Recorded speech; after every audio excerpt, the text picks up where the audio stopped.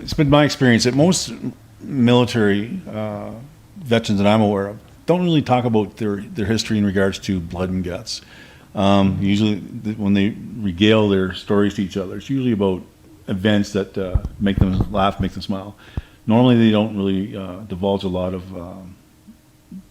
dark stuff that has an impact on their lives. So usually when I do interviews on people for coming here to the village, and they start talking about how they've killed 30 people and so on and so forth, I tend to just smile a lot and shake my head and say okay, and then we do our back checks, and normally they come back as not being in the military, or they come back with some other issues. So but everybody I've interviewed up to this point who usually come up with a blood and gut story is never served a day in the military. We do work really hard to make sure that they meet the criteria, and then we do whatever we can to help them once they're here. There was an article recently, it was applied, that we all have major mental issues and or drug addictions. And yes, there are some here that have addictions, and we've had one or two that have pretty severe mental issues. I do have PTSD. Like I said, I'm an 8.5-year combat vet, but I've managed to wrangle in those emotions and deal with them on a daily basis. I think personally, if you spend any time at the drop-in center, you could get PTSD. It's pretty severe. And so just the whole equation of being on the streets, and then as you're struggling, because I made good money all my life. I've been working since I was about 10 years old. Now, I mean, I'm struggling getting